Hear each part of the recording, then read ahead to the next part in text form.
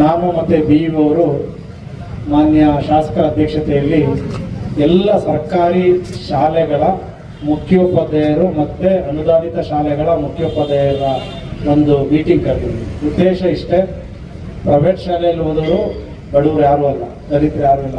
90% ಸರ್ಕಾರಿ ಶಾಲೆಯಲ್ಲಿ ಓದೋರು ನಮ್ಮ ಬಡವರು, ದಲಿತರ ಮಕ್ಕಳು, ರೈತರ ಮಕ್ಕಳು. ಆದರೆ ಖಾಸಗಿ ಶಾಲೆಯಲ್ಲಿ ನೋಡ್ತಿದ್ದೆ ನಾನು 80%ಗೂ ಹೆಚ್ಚಿನ ವಿದ್ಯಾರ್ಥಿಗಳು ಪಾಸಾಗಿದ್ದಾರೆ ಪ್ರೈವೇಟ್ ಶಾಲೆಯಲ್ಲಿ ಓದೋರು. ನಮ್ಮ ಗೌರ್ಮೆಂಟ್ ಶಾಲೆಯಲ್ಲಿ ಹೋದವರು 50-60% ಒಳಗಡೆ ಪಾಸಾಗಿದ್ದಾರೆ. ಇನ್ನು 40% ಫೇಲ್ ಆಗಿದ್ದಾರೆ. SLC ಪಾಸ್ ಆಗಲಿಲ್ಲ ಅಂದರೆ ಅವರು ಮನೆಗೆ ಇರ್ತಾರೆ, ಅವರು ಫ್ಯೂಚರಲ್ಲಿ ಏನೂ ಉದ್ಯೋಗ ಸಿಗೋದಿಲ್ಲ, ಹೆಚ್ಚಿನ ವಿದ್ಯಾಭ್ಯಾಸ ಮಾಡೋದಿಲ್ಲ, ಕೊನೆಗೆ ಎಲ್ಲೋ ತೋಟದಲ್ಲಿ ಕೂಲಿ ಮಾಡೋದು ಅಥವಾ ಇನ್ನೆಲ್ಲೋ ಮನೆಯಲ್ಲಿ ಅಲ್ಲಿದ್ದಾರೆ ನಮ್ಮ ಜೀತ ಮುಕ್ತರು, ಕೊನೆಗೆ ಅವರು ಆ ಒಂದು ಬಲಿಗೆ ಸಿಗಾಕೊಳ್ತಾರೆ, ಜೀತ ಕಾರ್ಮಿಕರ ಬಲಿಗೆ ಸಿಗಾಕೊಳ್ತಾರೆ. ಅದಕ್ಕೆ ಇವತ್ತು ನಾವು ಸರ್ಕಾರಿ ಶಾಲೆಯ ಎಲ್ಲ ಹೆಡ್ ಮಾಸ್ಟರ್ಗಳನ್ನ ಕರೆಸಿ ಸೀರಿಯಸ್ ಆಗಿ ಇನ್ನೊಂದು 50 ದಿನ ಇದೆ ಎಕ್ಸಾಮ್ಗೆ, SLC ಎಕ್ಸಾಮ್ಗೆ ಹೆಚ್ಚಿನ ಒತ್ತು ಕೊಟ್ಟು ನಿಮ್ಮ ಮಕ್ಕಳು ಅಂದ್ಕೊಂಡು ಸರ್ಕಾರಿ ಶಾಲೆಗೆ ಹೋದ ಮಕ್ಕಳನ್ನ ನಾನು ಕೂಡ ಪ್ರತಿ ದಿನ ವಾಟ್ಸಪ್ ಗ್ರೂಪಲ್ಲಿ ಮಾನಿಟರ್ ಮಾಡ್ತೀನಿ. 5:30ಗೆ ಎದ್ದು ಆ ಮಕ್ಕಳನ್ನ ಎಬ್ಬರಿಸಿ ಅವನು ಓದಂಗೆ ಮಾಡಬೇಕು. ಹೆಚ್ಚಿನ 2 ಅವರ್ ಸಂಜೆ ಹೆಚ್ಚು ಟ್ಯೂಷನ್ ಮಾಡಿ ಪ್ರೈವೇಟ್ ಶಾಲೆಗಳಲ್ಲಿ ಹೇಗೆ ಮಕ್ಕಳನ್ನ ಮುತುವರ್ಜಿ ವಹಿಸಿ ಓದಿಸಿ ಎಲ್ಲ ಮಕ್ಕಳನ್ನ ಪಾಸ್ ಆಗೋ ಥರ ಮಾಡ್ತಾರೆ, ಸರ್ಕಾರಿ ಶಾಲೆಯಲ್ಲಿ ಓದೋ ಮಕ್ಕಳು ಪಾಸ್ ಆಗಬೇಕು ಅನ್ನೋ ಒಂದು ನಿರ್ದೇಶನ ನೀಡಿ ಇನ್ನು 50 ದಿನ ಇದೆ. 18 ಸರ್ಕಾರಿ ಶಾಲೆಗಳಿವೆ, ಹೈಸ್ಕೂಲ್ ಇರೋಂಥದ್ದು 7 ಏಡೆಡ್ ಶಾಲೆಗಳಿವೆ, ಮತ್ತು ನಮ್ಮಲ್ಲಿ ವಸತಿ ಶಾಲೆಗಳು 4 ಇವೆ.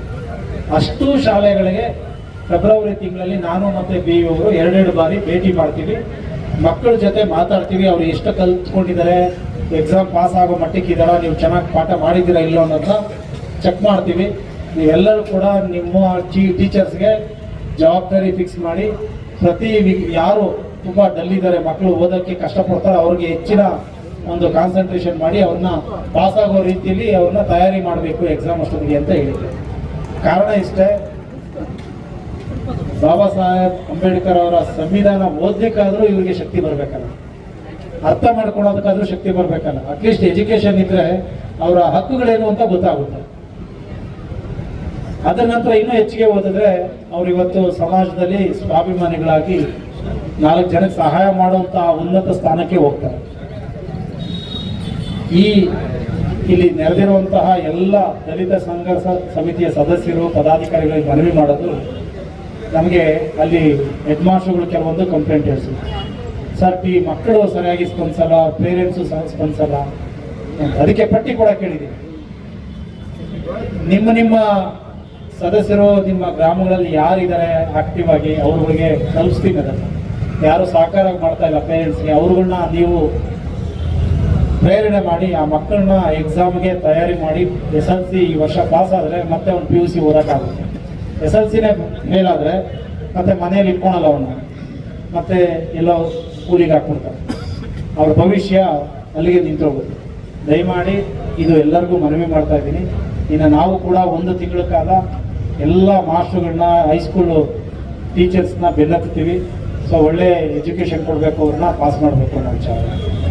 ಸೊ ಇದು ನನ್ನಿಂದ ನಿಮಗೆ ಡಿಮ್ಯಾಂಡ್. ಈ ಫೆಬ್ರವರಿ ತಿಂಗಳಲ್ಲಿ ನೀವೆಲ್ಲರೂ ಕೂಡ ನಿಮ್ಮ ಹಳ್ಳಿಗಳಲ್ಲಿ ಯಾರು SLC ಓದ್ತಾರೆ ಅವರು ಒಂದು 7 ಗಂಟೆ 8 ಗಂಟೆವರೆಗೂ ಶಾಲೆಯಲ್ಲಿ ಪಾಠ ಕೇಳೋ ಥರ ಮಾಡಿ. ಬೈಕ್ ಇರುತ್ತೆ, ಇವತ್ತು ಎಲ್ಲರ ಹತ್ರನೂ ಬೈಕ್ ಇರುತ್ತೆ. ಅವ್ರನ್ನ ಕರ್ಕೊಂಡ್ಬರೋದಕ್ಕೆ ಊರು ದೂರ ಇದ್ದರೆ ಕರ್ಕೊಂಡು ಹೋಗೋದಕ್ಕೆ ಕರ್ಕೊಂಡ್ಬರೋದಕ್ಕೆ ತಂದೆ ತಾಯಿಗಳು ಸಹಾಯ ಮಾಡಬೇಕು ಮಕ್ಕಳಿಗೆ. ಸೊ ಇದೊಂದು ಫೆಬ್ರವರಿ ಮಂತು ತುಂಬ ಇಂಪಾರ್ಟೆಂಟು ಮಕ್ಕಳಿಗೆ, SLC ಮಕ್ಕಳಿಗೆ. ಮಾರ್ಚ್ 20ನೇ ತಾರೀಕು ಎಕ್ಸಾಮ್ ಆಗೋಗುತ್ತೆ. ಈ ಫೆಬ್ರವರಿ ಏನು ಓದಿದ್ರು ಫೈಲ್ ಆಗುವಂಥ ಹುಡುಗನು ಚೆನ್ನಾಗಿ ಓದಿ ಪಾಸ್ ಆಗೋಕ್ಕೆ ಅವಕಾಶ ಇರುತ್ತೆ. ಅದಕ್ಕೆ ಸಹಕಾರ ಬೇಕು ಅಂತ